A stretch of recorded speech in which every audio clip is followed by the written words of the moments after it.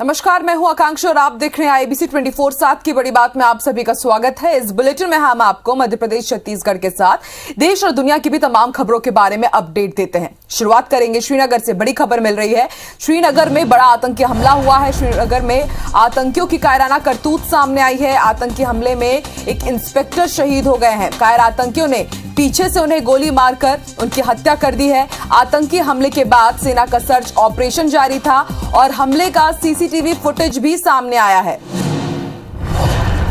तो बड़ी खबर हम आपको बता रहे हैं, श्रीनगर से आतंकी हमला हुआ था, उसके बाद सर्च ऑपरेशन जब जारी था उस दौरान आतंकियों ने कायराना करतूत करते हुए पीछे से एक इंस्पेक्टर को गोली मारी और फिर इस वारदात में इंस्पेक्टर शहीद हो गए हैं।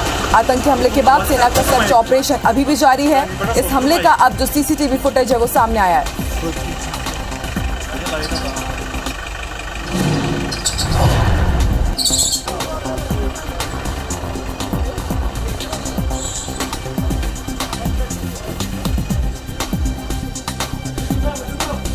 तो बड़ी खबर आपको बता रहे हैं श्रीनगर से। श्रीनगर में आतंकी हमला हुआ है।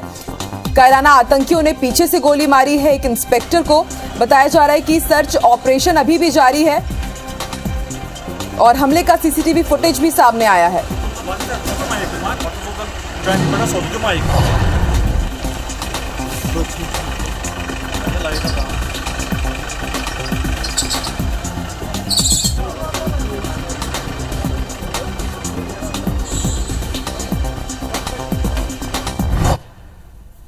चलिए, इस बड़ी खबर के बाद अब आपको कोरोना अपडेट बता दें। छत्तीसगढ़ में पिछले 24 घंटे में 482 कोरोना मरीज सामने आए हैं और 7 मरीजों की मौत हुई है।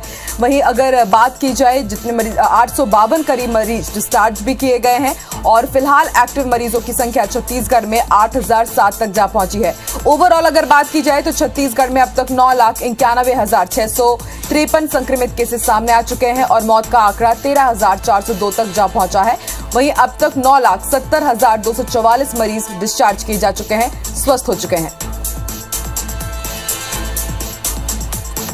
तो छत्तीसगढ़ का कोरोना अपडेट हम आपको बता रहे हैं।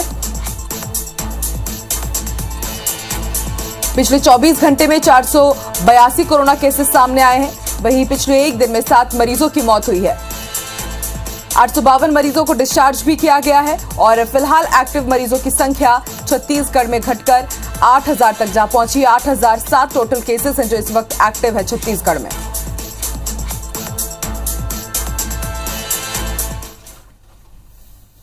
इसके साथ आपको बता दें कि आज श्यामा प्रसाद मुखर्जी का पुण्यतिथि मनाई जा रही है और आज से 3 दिनों के छत्तीसगढ़ दौरे पर दुष्यंत कुमार गौतम रहने वाले हैं। आज रायपुर दौरा रहेगा बीजेपी राष्ट्रीय महामंत्री दुष्यंत कुमार का। डॉक्टर श्यामा प्रसाद मुखर्जी के बलिदान दिवस में वो कार्यक्रम में शामिल होंगे।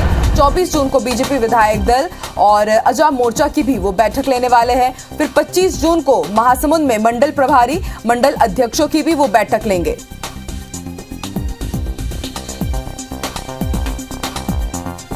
तो आज डॉक्टर श्यामा प्रसाद मुखर्जी की पुण्यतिथि है और इस मौके पर आज 3 दिनों के दौरे पर आ रहे हैं दुष्यंत कुमार गौतम। छत्तीसगढ़ दौरा में रहेंगे वो और आपको बता दें बीजेपी राष्ट्रीय महामंत्री है दुष्यंत कुमार गौतम। बलिदान दिवस के कार्यक्रम में वो शामिल होंगे और 3 दिनों तक उनके अलग अलग कार्यक्रम है, अलग अलग कार्यक्रमों में वो शिरकत करेंगे। 24 जून को विधायक दल की बैठक है, उसमें वो शामिल होंगे और इसके साथ ही 25 जून को महासमुंद में मंडल प्रभारी और मंडल अध्यक्षों की वो बैठक लेने वाले हैं।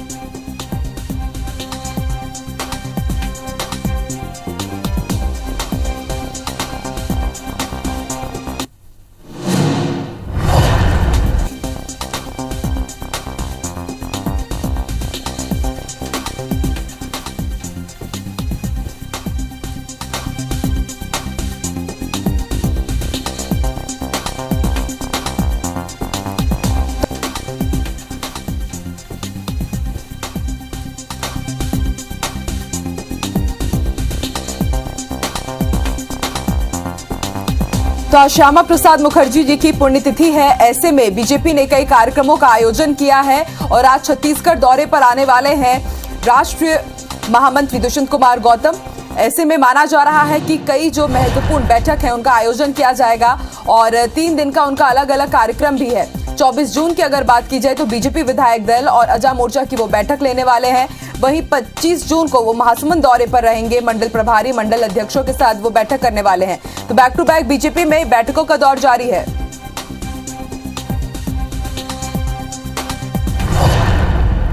चलिए इसके अलावा जान लेते हैं और क्या कुछ खास रहने वाला है छत्तीसगढ़ में। हमारी सहयोगी प्रिया हमारे साथ रायपुर से जुड़ गई है। प्रिया, आज क्या कुछ खास रहने वाला है छत्तीसगढ़ में?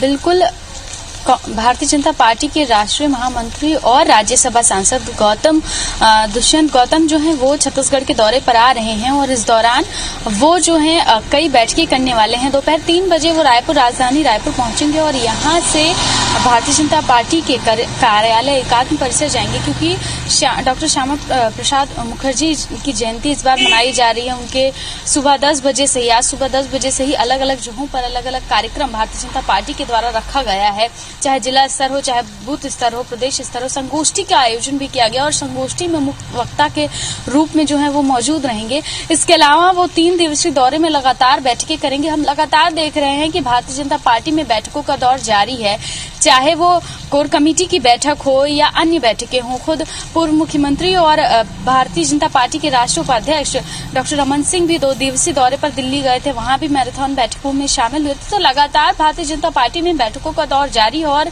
इनके आने के बाद भी ये दौर जो है वो जारी रहेगा, क्योंकि मिशन 2023 पर भाजपा ने अभी से फोकस कर लिया है और लगातार इसको लेकर बैठकें जारी हैं। कार्यकर्ताओं को रिचार्ज किया जा रहा है, तो इसी क्रम में ये बैठकें होंगी और अलग अलग क्षेत्रों में बैठकें की जा रही हैं, अलग अलग कार्यकर्ताओं से बैठकें की जा रही हैं और मिशन 2023 पर विशेष फोकस रखा जा रहा है। इसके अलावा प्रदेश में लगातार संक्रमण की जो रफ्तार है, आकांक्षा, वो धीमी हो रही है और ये राहत की बात है।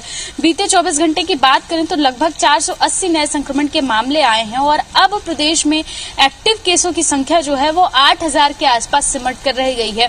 प्रदेश में लगातार क्योंकि पॉजिटिव जो मरीज आ रहे हैं उनकी संख्या कम हो रही है और डिस्चार्ज होने वाले मरीजों की संख्या उससे लगभग दोगुनी होती है। डिस्चार्ज होने वाले मरीजों की संख्या लगातार ज्यादा रहती है, तो इसलिए अब प्रदेश में लगातार जो एक्टिव केसेस हैं उनकी संख्या कम हो रही है और ये राहत की बात है। इसके अलावा मोर्टेलिटी रेट भी कम हो रही है। साथ ही प्रदेश में लगातार वैक्सीनेशन को भी बढ़ावा दिया जा रहा है, क्योंकि 21 जून के बाद से अब केंद्र सरकार के द्वारा ही सभी को वैक्सीन प्रोवाइड करवाई जा रही है, तो वैक्सीनेशन की कमी की जो बात थी वो भी नहीं दिख रही है। इसके अलावा छत्तीसगढ़ में पर्याप्त मात्रा में 45 साल प्लस के जो लोग थे उनके लगभग 22 लाख डोज जो हैं वो छत्तीसगढ़ के पास थे, अब उसका पूरा इस्तेमाल किया जा रहा है। तो प्रदेश में लगातार वैक्सीनेशन की प्रक्रिया भी बहुत तेजी से चल रही है और ये दोनों ही राहतों की बात है, क्योंकि इस वक्त बचाव यही है कि लोग वैक्सीन करवाएं। खुद सरकार, WHO, केंद्र सरकार सभी यही अपील कर रहे हैं लोगों से कि यदि उनकी बारी आती है तो वो वैक्सीन जरूर लगवाएं।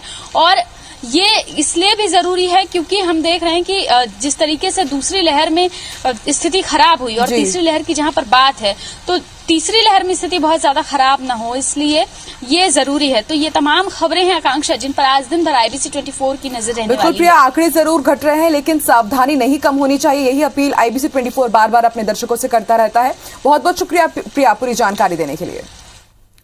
चलिए बात कर लेते हैं मध्य प्रदेश की। आपको कोरोना अपडेट दे दे सबसे पहले। मध्य प्रदेश में पिछले 24 घंटे में 65 कोरोना मरीज सामने आए हैं, लेकिन मौत का आंकड़ा अब भी कम नहीं हो रहा है। पिछले 24 घंटे में 20 मरीजों की मौत हुई है, वहीं 318 मरीज स्वस्थ भी हुए हैं पिछले 24 घंटे में, यानी कि रिकवरी रेट मध्य प्रदेश में काफी अच्छा है, लेकिन मोर्टेलिटी रेट को अभी और भी कम होने की जरूरत है।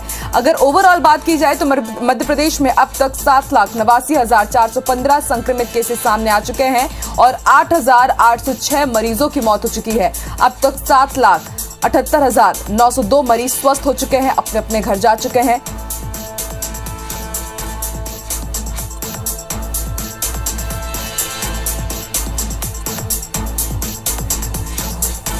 चलिए कोरोना अपडेट के साथ ही जान लेते हैं आज मध्य प्रदेश में क्या कुछ खास रहने वाला है। इसकी रुख करेंगे भोपाल का बात योगी शिखिल से। शिखिल, आज मध्य प्रदेश में क्या कुछ खास रहने वाला है, बड़े सियासी घटनाक्रम की बात की जाए या फिर आम खबरों की?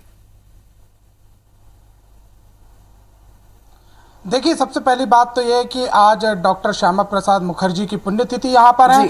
बीजेपी द्वारा कई कार्यक्रम यहाँ पर आयोजित किए जाने हैं। प्रदेश कार्यकारिणी की बैठक जिस प्रकार पिछले दिनों हुई थी, उसी में इन चीजों की रूपरेखा यहाँ पर तैयार कर ली गई है। समिधा पार्क अरेरा कॉलोनी स्थित है। यहाँ पर सीएम शिवराज सिंह चौहान 8:30 बजे पौधारोपण यहाँ पर करेंगे। इसकी शुरुआत, कार्यक्रमों का आगाज यहाँ पर होगा।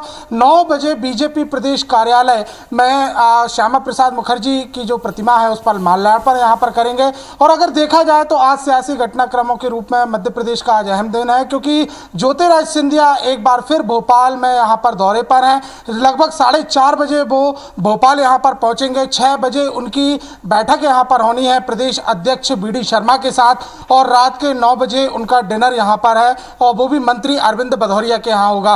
अहम इसलिए ये दौरा माना जा रहा है क्योंकि मध्य प्रदेश के निगम मंडलों में अभी फिलहाल किसी भी प्रकार की जो जिम्मेदारियां हैं वो नहीं सौंपी गई हैं, और इसी को देखते हुए कि सिंधिया समर्थक हैं, उन्हें कैसे आखिर एडजस्ट किया जा सकता है, क्या उनको यहाँ पर पद यहाँ पर दिया जा सकता है, ये देखने वाली बात होगी। और इसी को लेकर तमाम जो सियासी आज बैठकें हैं, मुलाकातों के दौर हैं, वो राजधानी भोपाल में तेज यहाँ पर रहेंगे। बात अगर कोरोना की यहाँ पर की जाए तो निश्चित तौर पर मध्य प्रदेश में कोरोना संक्रमण दिन ब दिन कम यहाँ पर होता जा रहा है। मात्र 65 मरीजों का आंकड़ा यहाँ पर पहुँच गया है। लेकिन सबसे बड़ी बात यह है कि अभी भी यहाँ की जो मौतें कोरोना से हो रही हैं वो चुनौती यहाँ पर बनी हुई है। हालांकि साफ तौर पर शासन प्रशासन के साथ साथ जो चिकित्सक हैं उनका ये दावा यहाँ पर है कि जिन लोगों की मौत यहाँ पर हो रही है वो ज़्यादातर 60 साल से ऊपर के हों, किसी न किसी बीमारी से यहाँ पर ग्रसित है।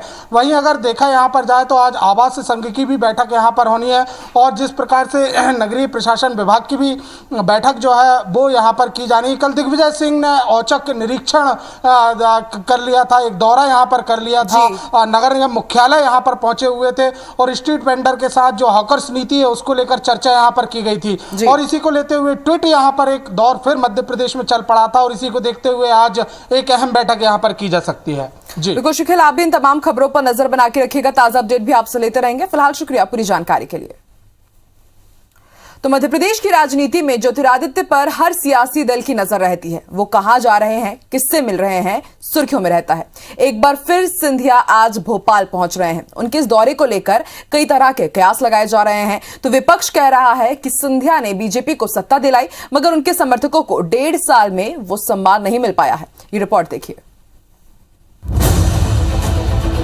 ज्योतिरादित्य सिंधिया ये वो नाम है जिसने मध्य प्रदेश की सियासत में ऐसा दांव खेला कि सियासत के सारे सूरमा चौंक गए थे। एक बार फिर सिंधिया के दौरों को लेकर सियासत के पंडित अलग अलग भविष्यवाणी कर रहे हैं, क्योंकि सिंधिया महीने भर के अंदर दूसरी बार बुधवार को भोपाल पहुंच रहे हैं। लिहाजा कोई कह रहा है कि संगठन में अपने लोगों को सक्रिय करना चाहते हैं, तो कोई कह रहा है कि निगम मंडल में 4 से 5 समर्थकों के नाम पर मुहर लग चुकी है। तो सिंधिया जी इसी प्रदेश के हैं, भोपाल उनकी राजधानी है, जीवन भर उनको यहाँ आना जाना है, तो उनका आना जाना एक रूटीन प्रक्रिया है।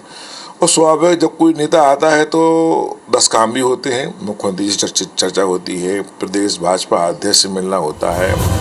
समर्थक और बीजेपी नेता भले ही दौरों को रूटीन प्रक्रिया बता रहे हों, मगर निगम मंडल में जिन्हें जगह मिलनी तय मानी जा रही है उनमें से गिरिराज दंडोतिया, इमरती देवी, रघुराज कंसाना, मुन्ना लाल गोयल के नाम सामने आ रहे हैं। चर्चा है कि इन्हें कैबिनेट मंत्री का दर्जा मिल सकता है। सिंधिया तो अपने आधा दर्जन समर्थकों को निगम मंडल में देखना चाहते हैं, तो इधर कांग्रेस का कहना है कि 1.5 साल हो गए, बीजेपी ने सिंधिया समर्थकों को कुछ नहीं दिया। अब 1.5 साल होने को आ गया, सिंधिया जी को ना मंत्री बनाया गया, ना उनके समर्थकों को निगम मंडल में लिया जा रहा है। यहाँ तक कि जो राज्य मंत्री उनके कोटे से बने उनकी कहीं कोई सुनवाई नहीं है। अब सिंधिया जी दिल्ली से लेके भोपाल तक अपने समर्थकों के लिए भाजपा के नेताओं के घर घर चक्कर काट रहे हैं। सिंधिया की सियासत के रास्ते इतने आसान नहीं है। ग्वालियर में बीजेपी के बड़े नेताओं को अपने राजनीतिक अस्तित्व पर खतरा मंडराता नजर आ रहा है। सिंधिया के बढ़ते कद के आगे ग्वालियर से दूसरे बीजेपी नेताओं का कद अब बौना नजर आ रहा है। सिंधिया का आगे जितना कद बढ़ेगा, नरेंद्र सिंह तोमर और प्रभात झा के लिए मुश्किल पैदा हो सकती है। देखना होगा कि इस बार सिंधिया का दौरा अपने समर्थकों को क्या नया तोहफा देता है। सुधीर दंडोतिया, IBC 24 भोपाल। बड़ी खबर आपको भिंड से बता दें, पुलिस टीम पर हमला किया गया है। आरोपियों को पुलिस पेशी के लिए ले जा रही थी, उस दौरान टीम पर हमला हुआ है। जवानों के साथ मारपीट की गई है, गाड़ी में भी तोड़फोड़ की गई है और 3 आरोपियों को बदमाश छुड़ा ले गए हैं। पेशी पर महगांव कोर्ट लेकर के आ रही थी पुलिस, उस दौरान यह हादसा हुआ है। आगजनी के मामले में ये आरोपी गिरफ्तार किए गए थे। महगांव थाने के गितौर गांव का ये मामला बताया जा रहा है। बड़ी खबर भिंड से आपको बता रहे हैं, जहां पुलिस टीम पर हमला हुआ है। बताया जा रहा है कि आरोपियों को पेशी के लिए पुलिस टीम ले जा रही थी, उस दौरान टीम पर हमला किया गया और 3 आरोपियों को बदमाश छुड़ा ले गए हैं। मारपीट भी की गई है जवानों के साथ और तोड़फोड़ भी की गई है गाड़ी के साथ। और ज्यादा जानकारी के लिए बात करेंगे हमारे सहयोगी दिलीप से। दिलीप, अक्सर फिल्मों में इस तरह का हम नजारा देखते हैं कि किस तरह से बदमाश आते हैं, गाड़ियों को छुड़ा करके ले जाते हैं, आरोपियों को छुड़ा करके ले जाते हैं, लेकिन आम जिंदगी में भी अब ऐसा होने लगा है। बिल्कुल, मैं आपको बता दूं कि जिस तरह से जो घटनाक्रम के सामने आया है कि हम फिल्मी स्टाइल में जो इस तरह से जो आरोपी हैं उनको छुड़ाया है उनके जो परिजनों ने। और मैं आपको बता दूं कि जो आरोपी हैं 3 आरोपी हैं जो आगजनी के आरोप में पुलिस ने इनको गिरफ्तार किया था। 1 महीने पहले इन्होंने अमाइन थाना क्षेत्र में एक घर में आग लगाने और मारपीट करने की घटना को अंजाम दिया था। उसके बाद 1 महीने पुलिस ने आज इनको गिरफ्तार किया था। 3 आरोपी थे उसमें और तीनों आरोपी को गाड़ी में बैठा के कोर्ट में पेश करने के लिए महगांव ले जा रहे थे, क्योंकि जो मौके रास्ते महगांव जा रहे थे, महगांव कोर्ट में पेश करने के लिए। तभी उसी दौरान फिल्मी स्टाइल में उनके जो परिजन बाइक पर और 4 पहिया वाहन है कार पर सवार होकर आए और उन्होंने पुलिस की गाड़ी को घेर लिया और उनसे गिरने के बाद पुलिस की टीम पर जो हमला कर दिया। और उसमें हमला करने के दौरान उनके जो 3 आरोपी थे, 3 आरोपियों को छुड़ाने में कामयाबी हासिल की है और वो मौके से फरार हो गए हैं। और इस घटना के बाद पुलिस के जो वरिष्ठ अधिकारी मौके पर पहुंच गए हैं। हालांकि बताया जा रहा है कि इसमें जो आरोपी ने छुड़ाया था उसमें 1 को गिरफ्तार कर लिया गया है, बाकी 2 आरोपी अभी इसमें फरार बताए जा रहे हैं। ठीक है दिलीप, शुक्रिया पूरी जानकारी के लिए। बड़ी खबर ग्वालियर से आपको बता दें, अस्पताल से कैदी फरार हो गया है। बताया जा रहा है कि जया रोग अस्पताल के वार्ड से ये कैदी फरार हुआ है। मुरैना अस्पताल से ग्वालियर रेफर किया गया था। चोरी के मामले में मुरैना जेल में ये कैदी बंद था। प्रहरी को चकमा देकर के अस्पताल से ये कैदी फरार हो गया है। फरार कैदी की तलाश जारी है। और ज्यादा जानकारी के लिए बात करेंगे हमारे सहयोगी नासिर से। नासिर, अस्पताल से कैदी फरार हो गया है। ये अजय रजक नाम का कैदी था और ये मुरैना की जेल से बीमारी के चलते ग्वालियर शिफ्ट किया गया था, लेकिन उसकी तबीयत ज्यादा खराब थी कि इसको जया रोग अस्पताल में इलाज चल रहा था। लेकिन ये टॉयलेट का बहाना बनाकर वहां पहुंचा और उसके बाद वो फरार हो गया। तो आनंद फानंद में जो जेल प्रहरी हैं उनको सस्पेंड कर दिया गया है। साथ ही पूरे मामले के जो घटनाक्रम की जांच करने का आदेश है ना वो दे दिए गए हैं। जी शुक्रिया नासिर पूरी जानकारी के लिए। छिंदवाड़ा से बड़ी खबर आपको बता दें, घोघरा वाटरफॉल में फंसे 10 लोगों का रेस्क्यू कर लिया गया है। सभी 10 लोगों को बाहर सुरक्षित निकाल लिया गया है। आपको बता दें, पिकनिक मनाने के लिए परिवार आया था और वाटरफॉल में अचानक जलस्तर बढ़ने से वो टापू में फंस गए थे। रेस्क्यू टीम और प्रशासनिक अमले की मुस्तैदी से 10 लोगों की जान बच गई है। रात 11 बजे तक ये रेस्क्यू ऑपरेशन चला है और फिलहाल इन सभी को सामुदायिक स्वास्थ्य केंद्र सौसर लाया गया है। सभी की हालत स्थिर है।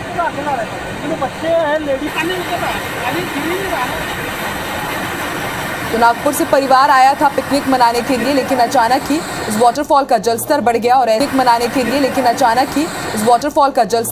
और ऐसे में ये पूरा परिवार टापू में फंस गया था और रात 11 बजे तक रेस्क्यू ऑपरेशन चलाया गया और फिर बड़ी मशक्कत के बाद इनकी जान बचाई जा सकी।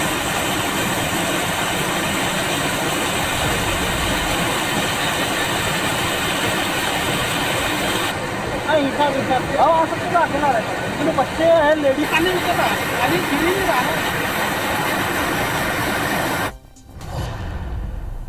बड़ी खबर आपको भोपाल से बता दें, बीडीए कॉलोनी में लोग उपद्रवियों से परेशान हो गए हैं। महिला को खुलेआम हत्या करने की धमकी दी जा रही है उपद्रवियों द्वारा और धमकी देते हुए वीडियो भी वायरल हुआ है। कटारा हिल्स थाना क्षेत्र का ये मामला बताया जा रहा है।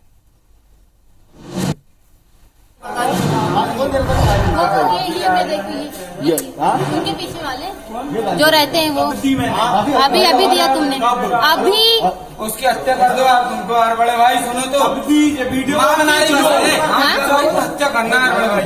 दिखाना है? अरे फिर वही किसको किससे मिले?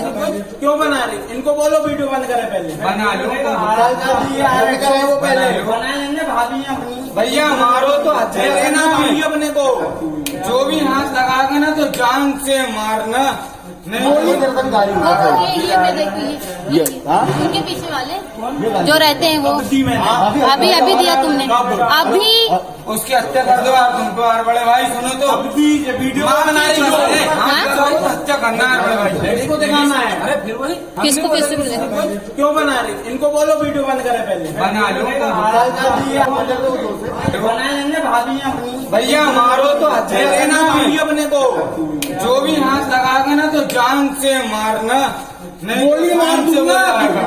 माँ की कसम भोलेनाथ की पैदा करने वाले की, भोलेनाथ की कसम नहीं गोली मार दी ना।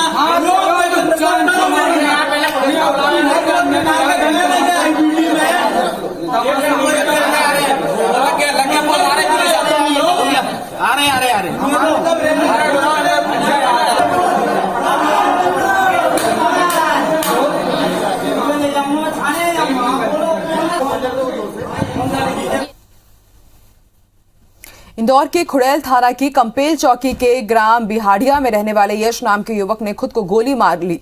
अपने ही पिता से परेशान मृतक का शनिवार को भंवरकुआ थाने में मारपीट का केस दर्ज हुआ था। मंगलवार को यश की मौत के बाद परिजनों ने जल्दबाजी में उसका अंतिम संस्कार भी कर दिया।